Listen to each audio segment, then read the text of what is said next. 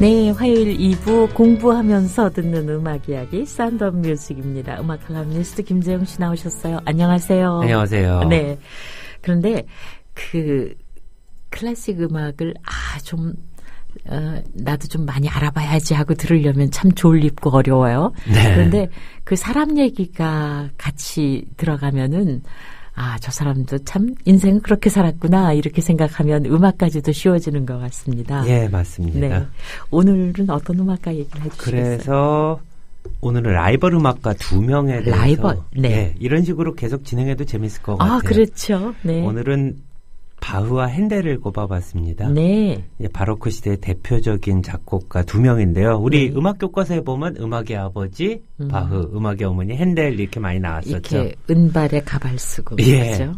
가발 쓰고 은발이고 좀 머리가 길기 때문에 음악의 어머니니까 당연히 여자라고 알았던 사람도 있다고 합니다. 그런 때도 있었죠. 그리고 아버지 어머니니까 이 두 사람이 부부가 아닐까. 그래서 그런지 요새는 이런 표현을 쓰지는 않더라고요. 네. 우리 아이 음악 교과서를 또 찾아봤습니다. 네. 없더군요. 네. 그래도 어쨌든 바로크 시대 양대 산맥임에는 틀림이 없습니다. 근데 바로크가 뭘까요? 서양 음악사의 바로크 음악이라고 나오는데 17세기와 18세기 초반의 유럽 음악을 바로크 시대라고 이제 구분합니다.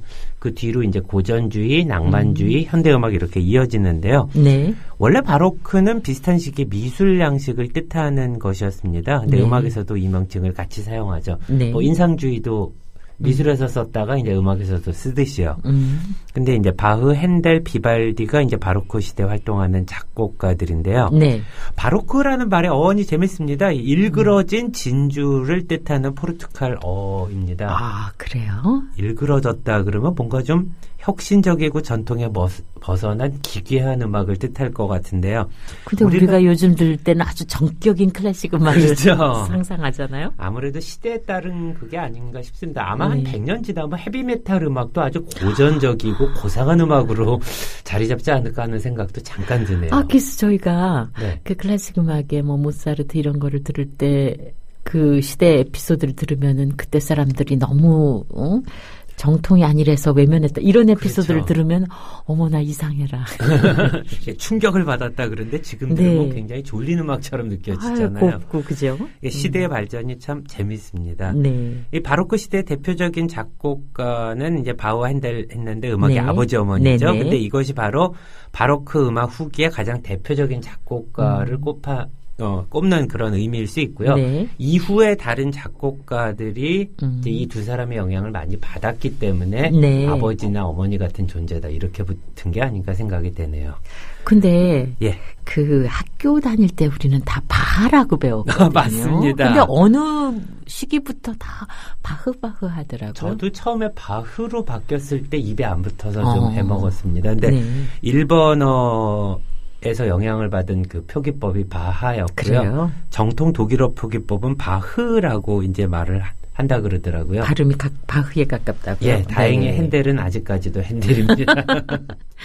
네, 근데 그 음악의 아버지라는 호칭이 그냥 주어지진 않았을 것 같은데요. 다른 음악가들한테 영향력을 끼쳤다 그러는데요. 베토벤도 바흐에 대해서 이렇게 말했습니다. 바흐가 원래 독일어로 작은 개천이란 뜻인데요. 그래요? 이 바흐는 개천이 아니다. 음악의 바다다. 이런 말을 했었고요. 드뷔시 같은 작곡가도 이제 신을 믿지 않는 작곡가는 있어도 바흐를 믿지 않는 작곡가는 없다. 이렇게 말을 했고요. 바흐의 음악과 전혀 관계없을 것 같은 여러 작곡가들도 이런 얘기 많이 했습니다. 쇼팽 같은 경우도 바흐는 가장 최고의 작곡가다라고 이야기를 했습니다. 참 재밌지 않습니까? 쇼팽 음악과 바흐 음악이 전혀 아닐 것 같은데요.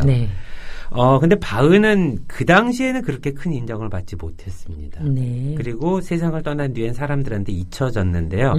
바흐가 세상을 떠난 지 80년이 지난 뒤에 낭만주의 시대 작곡가 멘데스 존이 바흐의 음악을 모르는 것은 우리의 수치다. 이런 말을 남기면서 바흐 음악을 세상에 알린 일을 계속했습니다.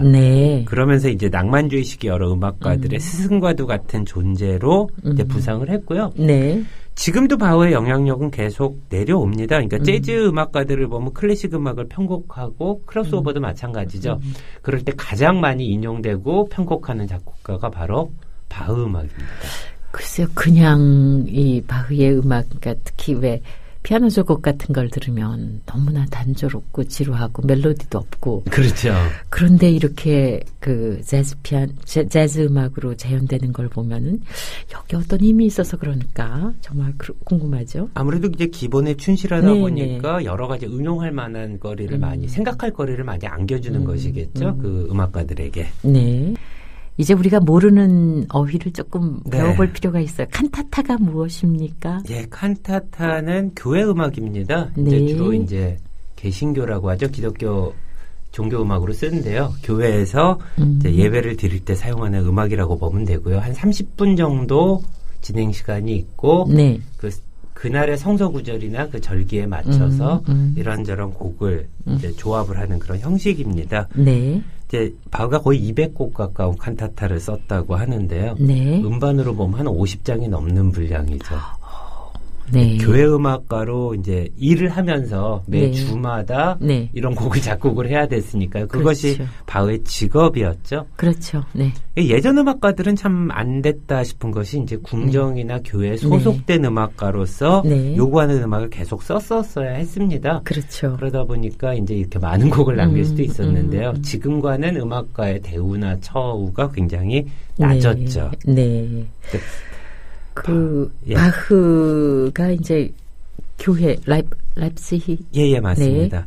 거기 라이프치히 교회에서 굉장히 많은 칸타타를 작곡했는데요. 그 라이프치히 전에는 이제 쾌텐에서 활동을 했습니다. 근데 갑자기 라이프치히 교회로 이제 소속을 옮기게 된 이유가 재밌습니다. 자녀가 20명이었다고 하는데요. 아이고. 계속 낳은 거죠. 그렇겠네. 지금 우리나라에서 태어났으면 애국자 소리 들었을 겁니다.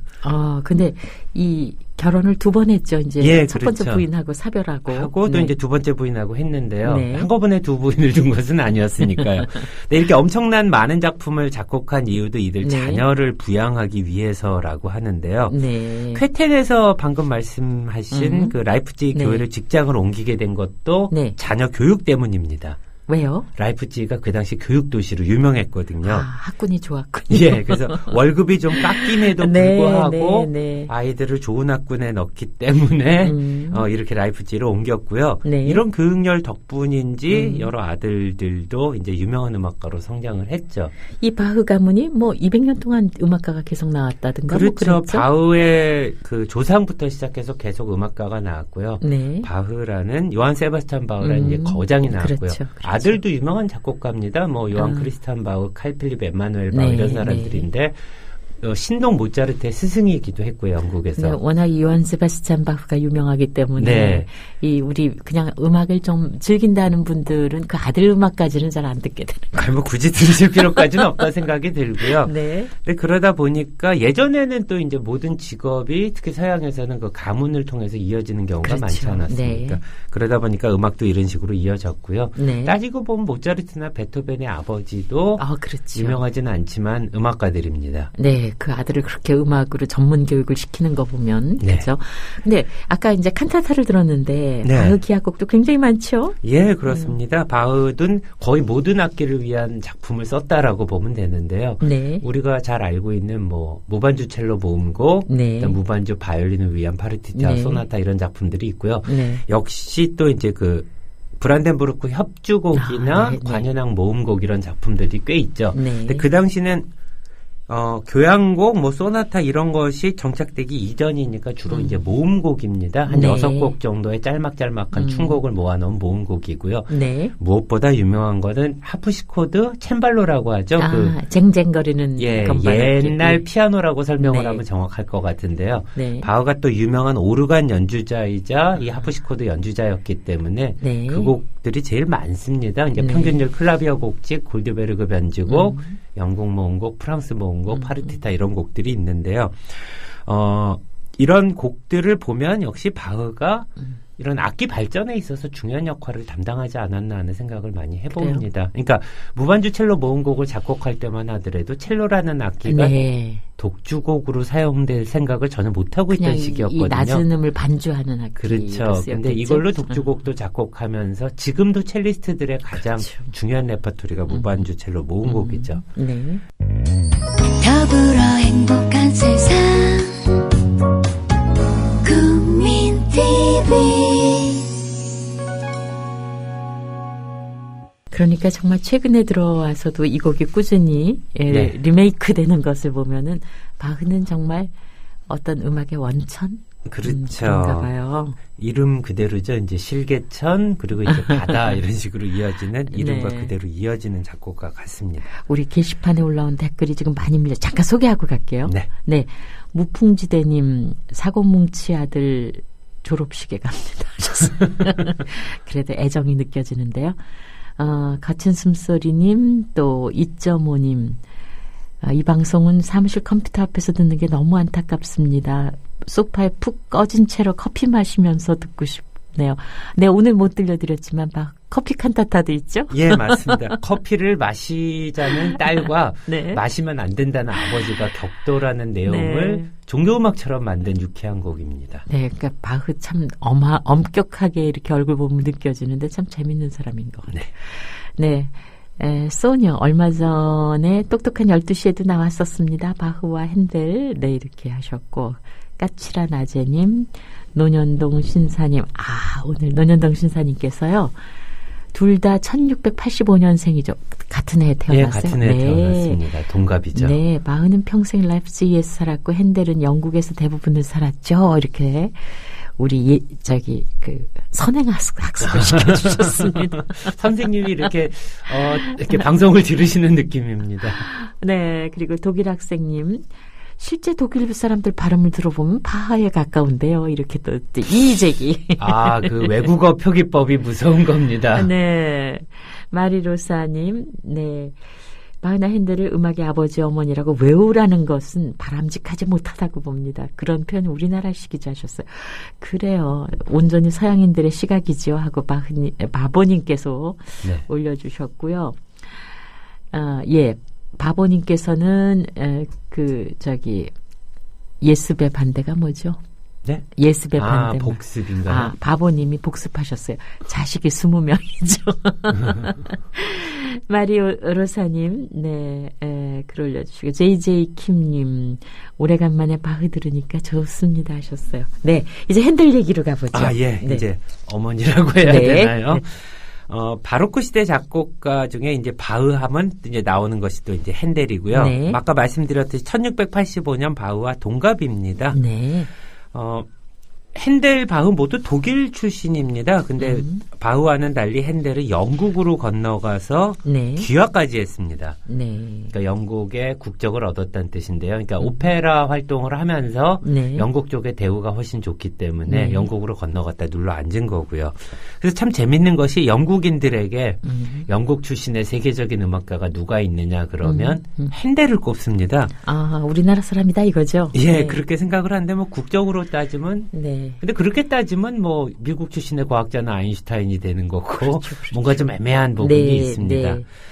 핸델은 이제 뉴턴과 다윈이 묻힌 웨스트민스터 성당에 안장됐는데요. 네. 그만큼 영국인들이 핸델의 음악을 자랑스럽게 생각한 거라고 할 수 있겠죠. 네. 그러니까 누구는 그래요. 바흐는 마일리지가 전혀 없는 사람이었고 핸델은 마일리지가 대단히 쌓였던 사람이다. 그렇죠. 국제적인 인물이었고요. 네. 외국어도 아무래도 잘했겠죠. 네. 근데 이제 바흐의 음악을 우리가 잠깐이라도 맛을 봤는데 네. 핸델은 또 음악이 어떻습니까?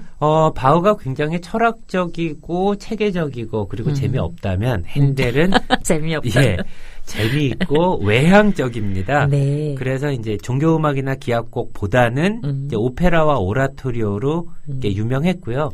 그런 만큼 그 시대 자체에서도 핸델이 바흐보다 대중적으로 엄청난 인기를 끌었습니다. 이 음악 자체가 오페라나 뭐 이런 거는 대중을 전제로 한 거고. 그렇죠. 바흐의 음악은 혼자서도 둘이서도 셋이서도 들을 수 있고 연주할 수 있는 것이고. 그렇죠. 더군다나 교회 음악은 그 교회 음악가를 칭송하지는 않거든요. 네, 그리고 네. 칸타타가 연주돼도 아무도 박수를 그렇죠. 치면 안 되는 그런 그렇죠. 음악이고요. 네. 하지만 핸델은 이제 국악이 됐던 사람이고요. 베토벤 같은 작곡가도 사실 바흐보다 핸델을 더 좋아하고 존경했다고 그래요? 합니다. 그러니까 핸델이 작곡한 오페라가 이제 46편이 넘는다 그러는데요. 네. 지금도 가끔 공연되는 작품들이 있습니다. 근데 바흐는 오페라나 오라토리를 단 한 편도 작곡하지 않았죠. 네. 그러다 보니까 역시 핸델의 인기는 대단했습니다. 근데 아까 칸타타 얘기를 했는데 네.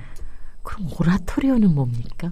오라토리오는 이제 오페라는 지금 뮤지컬 같이 생각하면 네. 됩니다. 음악으로 진행되는 네. 연극이라고 네. 생각하면 되는데 오라토리오는 종교적인 주제를 어떤 이야기처럼 꾸미되 무대는 사용하지 않는 음악입니다. 연극적인 요소는 빼고 음악만으로 이제 네. 진행이 되는데요. 네. 그러다 보니까 바흐의 칸타타와는 이제 대비되죠. 바흐의 칸타타를 보면 성경 구절을 꼽아서 이제 거룩한 음악을 네, 연주를 네. 하지만 오라토리오를 들어보면 이제 스토리가 있습니다. 그러니까 뭐 핸델의 메시아 같은 작품을 봐도 뭐 십자가에 못 박아라 하고 뭐 외쳤다. 예. 그러자 뭐 했다 하고 네. 또 노래 나오는 식으로 네, 진행이 네. 되니까. 근데 메시아 말고 뭐 삼송이라든지 뭐 이런저런 성서에 재미있는 사건들이 있죠. 네. 그것을 그러니까 칸타타 같은 지루한 종교 음악을 오페라처럼 재미있게 만들 수 없을까 해서 절충안으로 네. 나온 게 오라토리오다 하는 생각이 들 수가 있겠네요. 역시 이제 그 시대 대중음악인 셈이죠. 그렇죠. 네. 어떻게 하면 관객들의 호응을 얻을 네. 수 있을까를 고민을 한 거죠. 네. 그러니까 발라드 음악보다는 댄스 음악에 가깝다고 말할 수가 있겠네요. 더불어 행복한 세상 국민TV 네, 이 라샤키 비앙가 울게 하소서도 참 많은 가수들이 노래했죠. 그렇죠. 찾아보면 네. 수백 개를 찾을 수 있을 겁니다. 네. 근데 그 핸델이 역시 이제 오페라와 오라토리오에 전념했다고 본다면. 예, 그렇죠. 좀 유명한 곡이라면은 뭐가 역시 있을까요? 메시아. 네. 빼놓을 수는 없겠죠. 우리나라에서 특히 자주 오르는데요. 교회 음악의 대명사 같은 위치에 올랐고요. 네. 우리나라 이제 송년 음악회 때 그렇죠. 항상 올라가는 레퍼토리 두 곡 중에 하나입니다. 네, 핸델의 네. 오라토리오 메시아고 또 한 곡은 금방 아시겠죠. 네, 9번. 베토벤 9번 네. 합창입니다. 네. 근데 이게 들을 때마다 전 참 재밌다 싶은 게 네. 크리스마스 즈음에서 메시아가 무대에 오르는데 메시아는 예수 탄생 얘기가 아니고 부활의 예수 전생애입니다. 네. 그러다 보니까 시기적으로 정확히 크리스마스와 일치하는 것은 아님에도 불구하고 연말에 이 곡을 연주하는 것이 전통으로 자리 잡았죠. 뭐 네. 한 해를 정리하는 의미 정도로 생각하면 네. 될 것 같은데요. 네. 그 당시에도 엄청나게 성공한 작품입니다. 네. 특히 그 할렐루야 합창은 뭐 그렇죠. 누구나 모르는 사람이 없을 정도인데요. 네. 1742년 런던 초연에서 영국의 국왕 조지 2세가 이 네. 공연에 참석했는데요. 네. 할렐루야 합창이 연주되자 감격한 나머지 벌떡 일어났다는 일화도 있죠. 네. 그래서 이 곡이 연주될 때는 관객 전원이 기립하는 관습이 이어진다라고 했는데 참 어렸을 때는요. 예. 참 일어서면서 왜 뽐낸 나 이거 알아 이러면서 일어섰는데 나이 들면서는 참 그게 좀 연구스럽더라고요. 근데 이 우리나라에서 연주될 때 참 재밌습니다. 이 에피소드를 아는 사람 절반, 모르는 사람 절반이다 네. 보니까 이 곡만 연주되면 일어나고 앉고 해서 네. 웅성웅성하고 그렇죠. 항상 분위기가 엉망이 되는데요. 의자 떨어지는 소리 뭐. 예, 그래서 저는 항상 이야기를 합니다. 이거 공연할 때 일어나지 말라고 미리 안내 방송을 해야 된다고요. 네. 아무튼 이 할렐루야 합창 자체는 참 좋은 곡입니다. 네, 힘차고. 예, 메시아는 모두 3부로 구성되어 있는데요. 네. 2부 마지막 곡이 바로 할렐루야 합창입니다. 네. 1부는 예수 탄생 얘기, 2부는 고난 부활 승천 네. 예수 얘기고요. 네. 3부는 이제 요한 계시록에 있는 앞으로의 희망 뭐 이런 이야기를 하고 있는데요. 네. 어쨌든 이 곡의 하이라이트는 할렐루야 합창이고요. 네. 하이든 같은 작곡가도 영국에 연주여행차 왔다가 네. 이 메시아를 듣고 감동해서 독일로 돌아가자마자 천지창조라는 오라토리오를 작곡하기도 했죠. 예. 그런 만큼 많은 영향을 끼친 작품집입니다. 그렇죠. 네. 그러면은 이제 이 메시아 중에서 할렐루야를 오늘 들으면서 근데 그 전에 네. 우리 방송이 인터넷 방송이기 때문에 참 이렇게 쉽게 듣기가 말하자면 접근성이 그렇게 쉽지는 않은데 네. 그 김재용 씨 사시는 교화의 커피 발전소에서 아침에 이 방송을 들으신다고요? 아, 예. 대중들이 오는 카페에서 이 방송을 튼다는 것 자체가 저에겐 감동인데다가 김재용 씨를 알아보셨대요. 제가 가는 단골 커피숍인데 네. 나오셨네요라는 말 듣고 네. 이 국민TV가 나날이 발전하고 있구나. 그런 네. 생각을 해봅니다. 이제 카페에서 이제 그냥 FM이 아니고 국민TV를 트는 분도 계시구나. 네. 할렐루야입니다. 할렐루야죠. 네, 합스코드님 아까 음악 좋았어요 하셨는데 이제 바흐의 첫 음악 얘기하신 거죠. 합스코드. 예전부터 바로 그 건반 음악에 이상하게 끌리는데 갑자기 그 생각도 나고요 하고 소감 올려주셨습니다.